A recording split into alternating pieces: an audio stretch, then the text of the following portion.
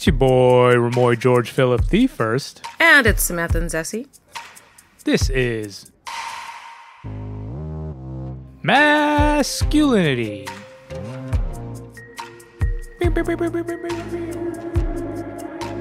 The show that investigates the performance of masculinity in the world today. Welcome back. Okay, so can I tell you a story this time? Why would I be so nice? Because it's about gender and, wait for it, sports. Okay, you got me buckling in my seatbelt. Let's go. Okay, so in another world, I do some research for this business meets sports podcast. One host is a bigwig executive, the other a former pro NFL player. I can't tell if I'm interested or completely bored. Anyways, I'm researching this guest they're going to speak to. She's a former pro soccer player, and some additional history I'm uncovering for these hosts, specifically about organized soccer, is how at one point in time in the UK, women were banned from playing the sport for 50 years. I mean, I'm surprised, but I'm not really surprised. Yeah, so I also start walking them through the creation of Title IX in the early 1970s here in the States and how that finally allowed girls access to organized sports.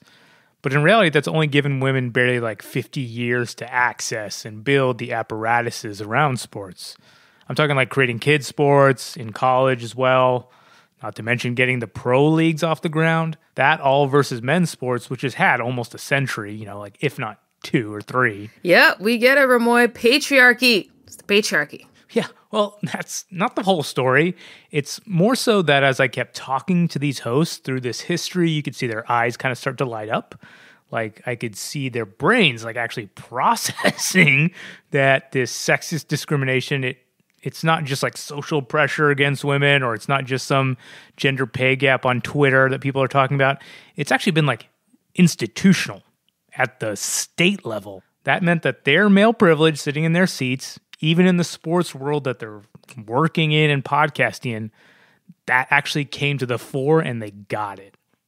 Honestly, shout out to you, Ramoy. When you actually putting it that way for those folks, that is actually really dope. And that actually gives me hope. Yeah, and this podcast kind of gets to do that work too, right? Yeah, we also get the chance to talk about how sexism doesn't work solo, right? There's a huge racial component. Right. So today we're continuing with our 2018 conversation with Dr. William Liu about the intersection between race and the performance of masculinity. Part 2 with Dr. Liu, that's coming up right after this break. Are you ready to help us undefine masculinity for the next generation?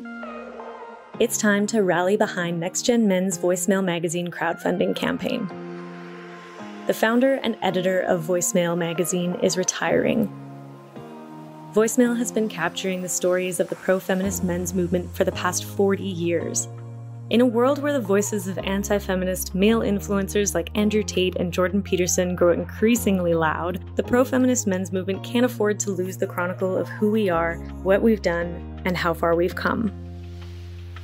Your support ensures growing this legacy of change-making, including the opportunity to see your name printed in each issue as one of our funders. Visit nextgenmen.ca/magazine and take the first step in crafting a brighter, healthier, and happier future for our youth, our communities, and our workplaces. Well, I think one of the things that you're mentioning in terms of, there's so much stuff that you said that's so great, and the thing that really stays with me is the value of being oneself, right? So, because when you're saying, that men of color, maybe you didn't say that exactly, but men of color in the negotiation of their own masculinity, navigating these spaces, there's an expectation that there's a part of themselves that's going to be muted, that's going to have to be muted because they're not white, and that part is not welcome here, so to speak. And so, what I'm concerned with is the impact of that on a person, on a man who, and I mean, I think we'll get to also kind of how that ties into the performance of masculinity later, specifically within communities of color, with women of color, with people along the gender spectrum. And the value that we're now assigning to people is the ability to navigate this world that essentially they're only privy to because of whatever value they bring financially, right? If we're being honest, within any kind of business context. So, in your research and then the results of the clinical work that you've done, what is the impact for men of color of having to navigate that? And specifically, I'm really interested in this notion of them being valued not for being themselves, but for playing the part. Yeah. That basically is this idea of being tokenized, right? Yeah. And for people of color in many of these white dominant spaces, in these institutional spaces, being tokenized means that we really have to recognize that the attention and the privileges that we're getting are very limited. They're limited to that space, they're limited to that time, and they're largely limited to individual white people who have deemed you as an important asset to that space, right? So you're literally tied to individual white people, because once they leave, then those privileges and that attention that you were afforded goes away. There's nothing permanent about it. It's much different in terms of if you're a white person in that space. Those privileges continue no matter where you go, no matter where you are. You're just afforded that privilege. But for people of color in these institutional spaces, we're very much limited to what I would deem to be this idea of proxy privilege, which is that the things, the affordances, and the privileges that we receive are almost tied to individual white people that we're close to. So for instance, as a Asian American, as a man of color, as a professor in a largely white institution at the University of Iowa, for instance, everybody knows me in my building, in the College of Education. That everybody knows who I am. I'm Professor Liu. I'm Dr. Liu. And so in those spaces, I'm given privileges, right? Like people will defer to me. People will seek me out for my advice, other things like that. What you would expect out of deference to a professor. But I know once I push out those two double doors to walk up to my car, I'm an Asian guy. I'm not even Asian American. I'm just an Asian guy walking up the sidewalk to my car. And because my privilege, that power, that those affordances are limited to that space and the people who know me, I know that I don't really have any kind of racial privilege, because outside of that particular space, I'm nobody. I'm just a racialized person in that space. The experience that you just described is something that I think that myself and Remo are able to relate to on a level that's unspoken even. Like I could see you and know that that's what you go through. And I think that this notion of white privilege, and when we talk about white supremacy and patriarchy, altering the context of having that understanding be so unconscious is something that takes forever, because people aren't willing to put themselves at issue to see how they directly contribute to that on a daily basis, white or not white, right? I mean, what you're pointing to is people of color, minorities, their value is contingent on whiteness and white supremacy. And it's so interesting because myself included, I've been in this struggle and this fight of being a man of color, trying to work my ass off. And this is what we talk about that is so exhausting and taxing, to kind of assimilate into the tradition of masculinity, or as we've been saying, white masculinity. But however, conversely, the tradition of masculinity, it's almost innate to exclude men of color or minorities and so on and so forth. And it's just this horrible, frustrating cycle or paradox. Yeah, it's really built on this kind of racial meritocracy, is what you're talking about.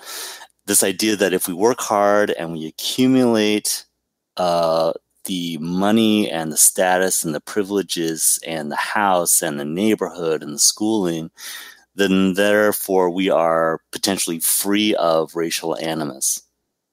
That is not the case, right? So that's impossible. So you can be super successful, an African American man, driving in your latest model Mercedes Benz, and you'll still get pulled over by the cops because it doesn't mean anything. And so for some African American men, they're able to reconcile, like, I understand what this is. For others, they're like, I don't understand what this is, right? Do you know who I am?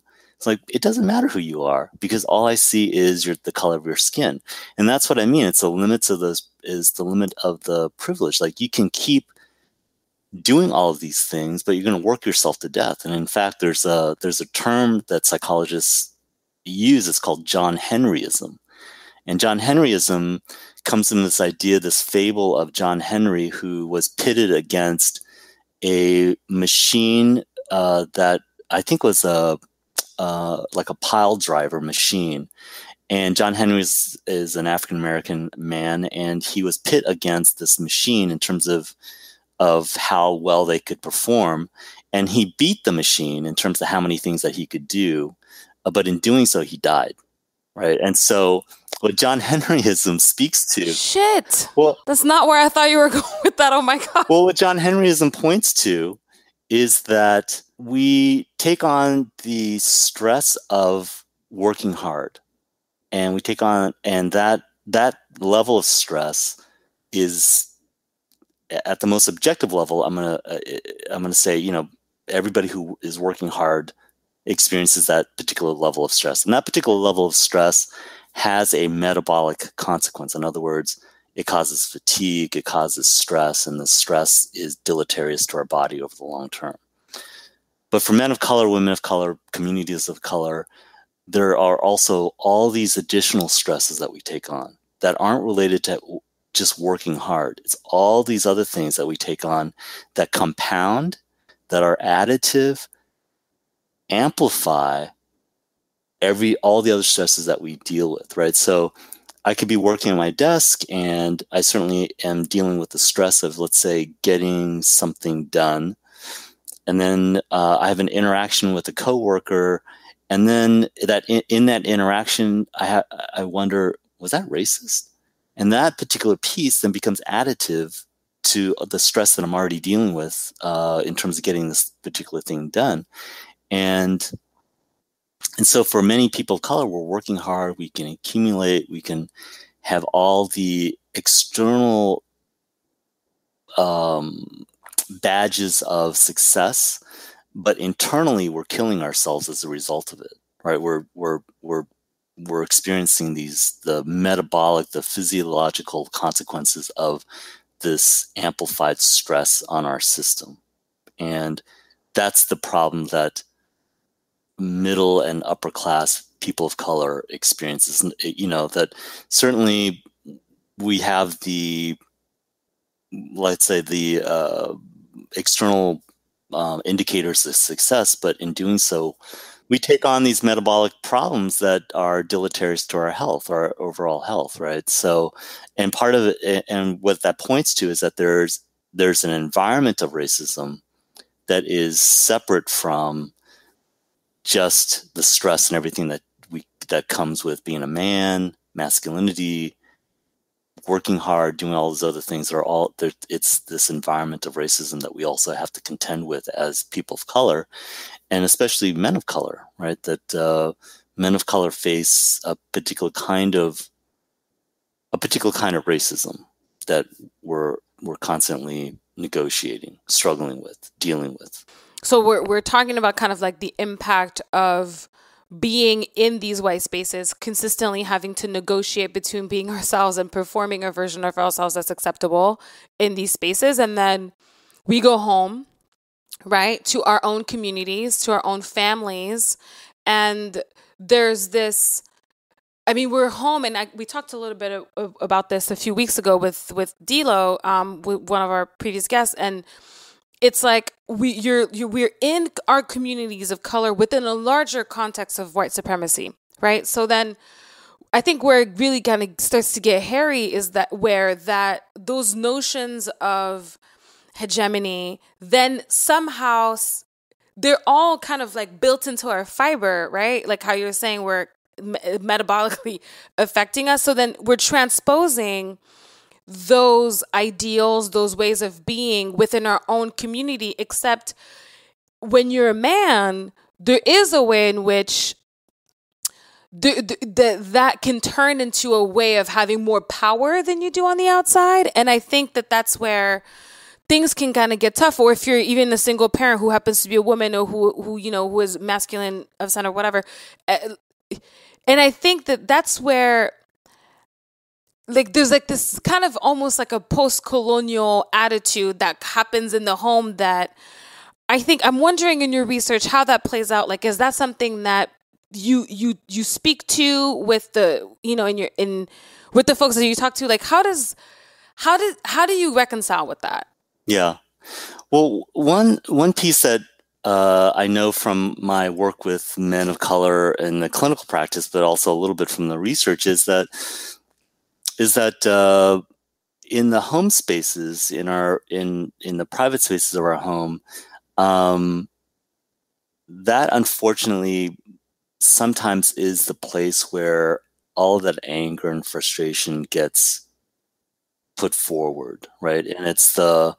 And we see it in TV shows and movies that have sort of demonstrated that, for a man of color outside of that home space or outside of their community of color, they have to perform a certain way and they have to take the racism that they experience, and they can't do anything about it because in doing something about it, they risk being arrested or just they risk getting killed, right? So, I mean, there are like three options. They're fired, arrested, killed. So, and you just have to take it because there's some level of understanding that outside of this, I don't have a lot of other economic opportunities, right? I'm limited. So if I have this, then I really have to hold on to it. So there are very few men of color who have multiple economic opportunities that they can move between different spaces. And so in the home spaces, sometimes that becomes the place, unfortunately, where that frustration, anger gets put forward. The exertion of power and status becomes performed in those spaces, and to the detriment of our families and the kids. And sometimes it comes across as teaching the children in that family system what it means to be a child of color, right? And it's not always developmental and productive, but that anger and frustration is expressed in a way to say, you need to learn this. You need to understand what it means to be outside of this home, and you need to learn these skills because this is going to be important for you to be able to survive outside of this home, right? And sometimes it's gentle and nurturing. Sometimes it's harsh and punishing. And what I would say is that part of that is the frustration and anger, and some of that is just the fear of your child, right? The fear that you don't know what to do because outside of the space, I don't know. I have no control over you. I have no control over what happens outside of here. There's a story, I think it was Gabrielle Union who talked about this with her son. And I think she has a teenage son, and she got really angry at her teenage son because her teenage son was running around the neighborhood with, I think, some white friends, and they would be running up to. I think they're doing something where they're running up the driveways of neighbors' homes or something like that. And she talked about the fear, and what she was trying to tell her son is that you can't do that. I mean, your white friends can do that, but you cannot do that, because you can't, right? It's not like, I don't care if you think you come from an entertainment family and we have money and all these other things. They don't know you. They don't know. They just see a black face running up to their driveway, and, there are deadly consequences related to that. So, so some of that is the frustration, the anger, also the fear. And white supremacist patriarchy does very well in exploiting minority patriarchies as well. So what I mean by that is that there are patriarchies, there's sexism in our community, there's misogyny in our community. So we're not free of that. But in a dominant context, in a white supremacist patriarchal context, as Bell Hooks talks about it, it exploits minority misogyny, minority communities, patriarchy, and feels like they're linked together, right? Supports it, animates it, empowers it, because it works to the function of controlling our communities in through sexism and misogyny. So it feels very normal. They can say, the guy down the street, the white guy down the street does the same thing. So I feel like it's normal. And in that way, that's where the sort of minority sexism and patriarchy gets connected with dominant white supremacist capitalist patriarchy, i.e. Bell Hooks. So, yeah. So, I mean, I guess so. I do want to go back to this question of intersectionality, right? Kind of like bouncing off of what you just said about essentially having the experience of the performance of masculinity, which of course is something that affects us all, but within specific parameters of various communities of color, there is, for myself as a woman of color, there's been this ongoing conversation, as we talked about in the beginning of the show, of traditional feminism just excluding us, right? So if we're talking about, for men, how do we factor in intersectionality when we talk about unmasking the performance of masculinity? There was some polling data that came out. I think it was a generation. What do they? I forgot the survey itself. But what it showed was the millennial group, the 20s, the 30s, currently in our society group. For millennials of color, they recognize racism much more clearly and much better than white millennials. White millennials still, they're still, they're open to gender fluidity. They're open to sexuality, LGBT issues. They still have a harder time with race and racism.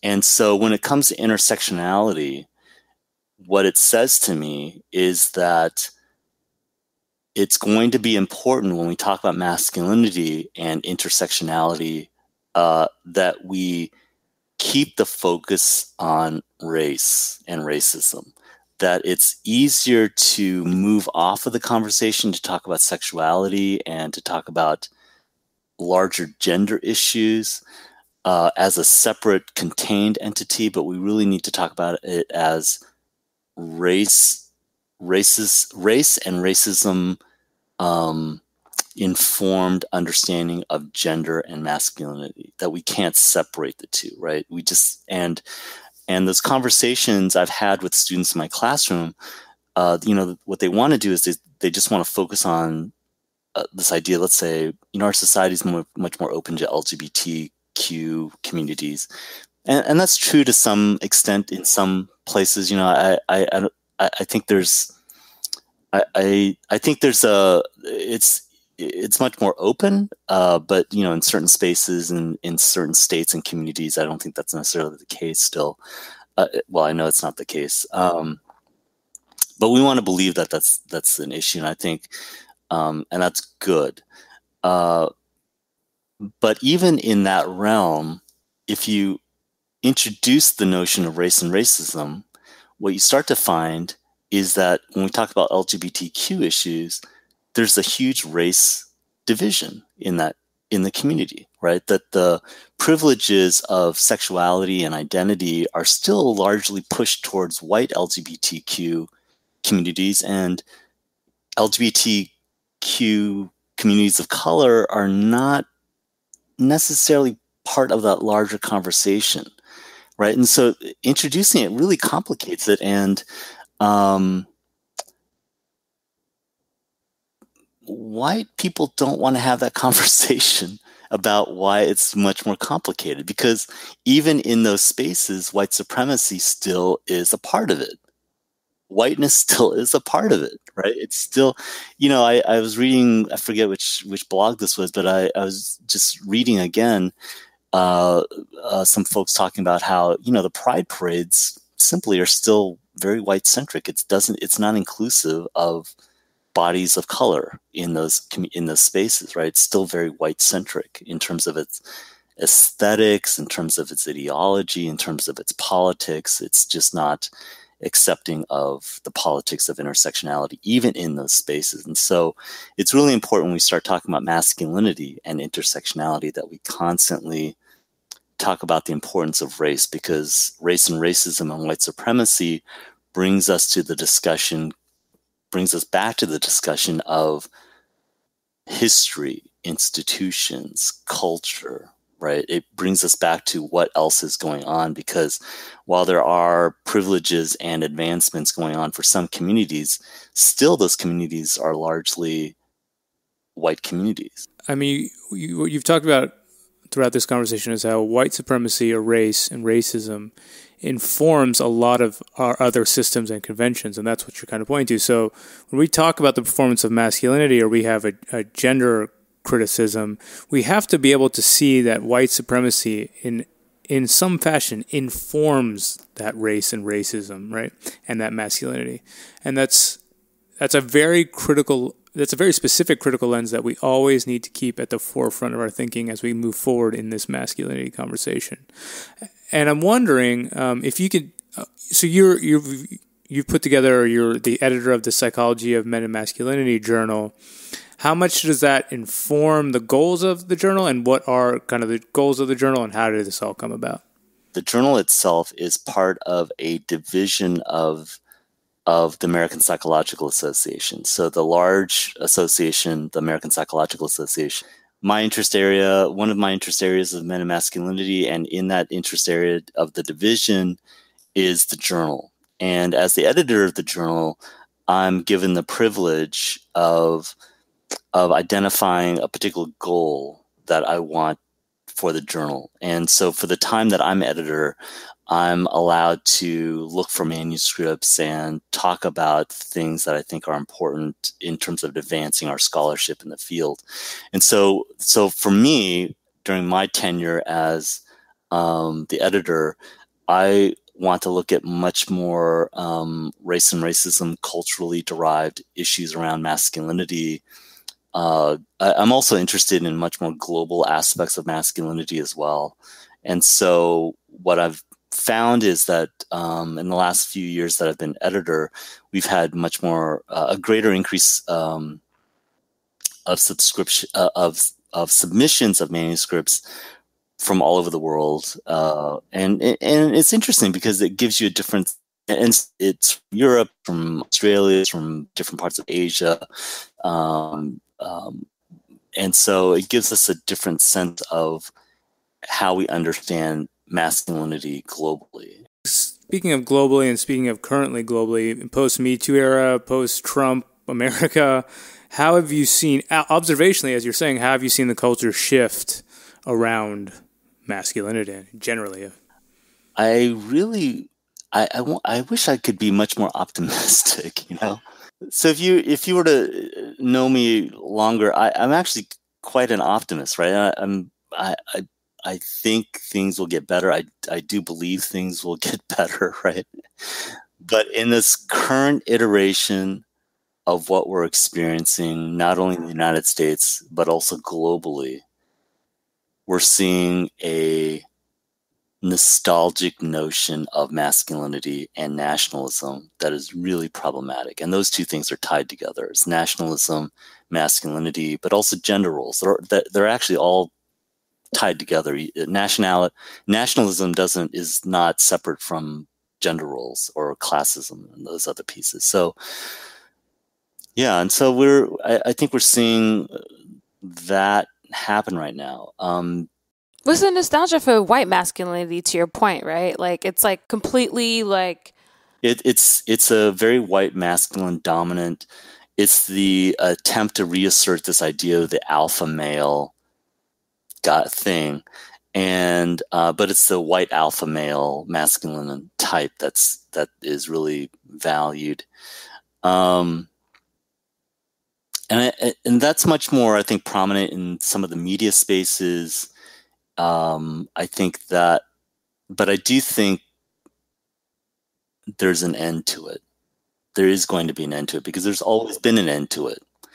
And then we'll see another resurgence of multiple masculinities, which is going to be important. And I think we're sort of seeing some of that happen.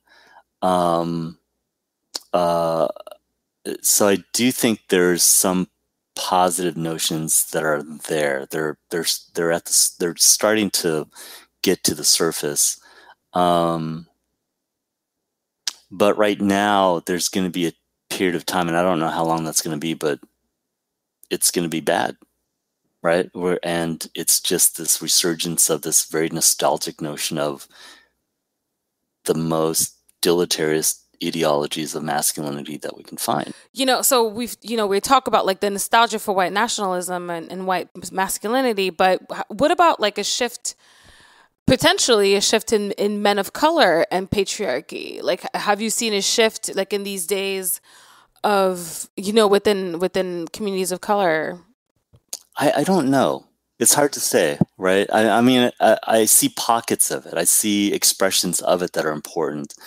And I see expressions of healthy relationships, of heterosexual as well as across the gender spectrum, as well as relationship spectrum. So I see instances of it.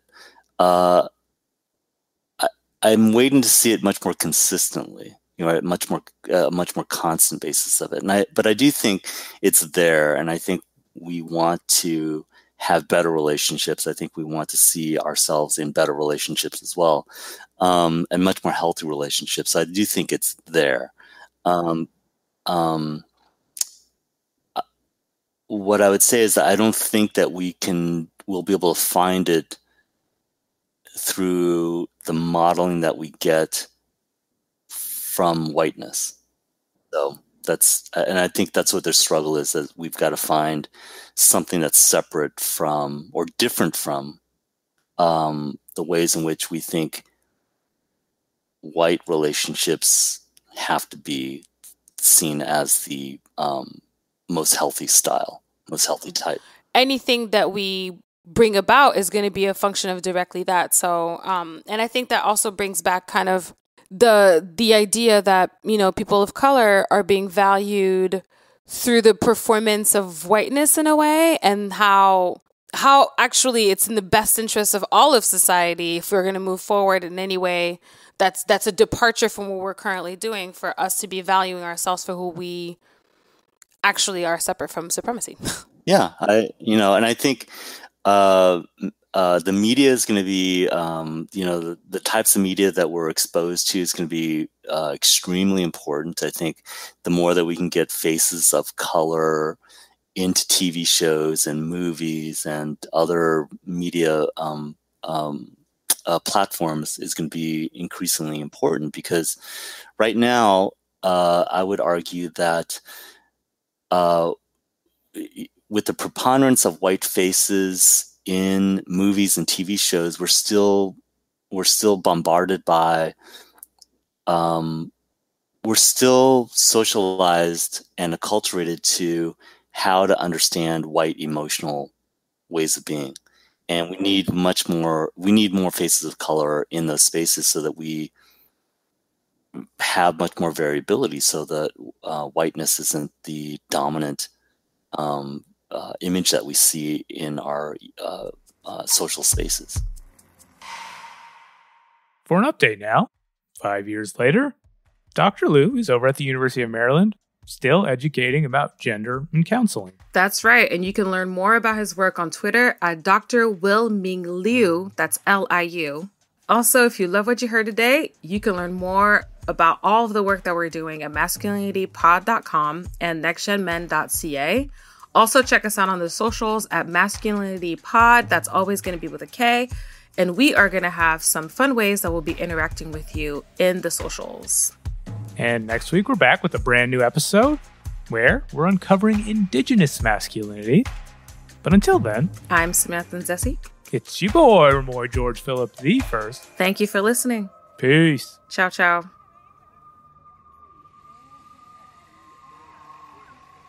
I'm going to be more natural,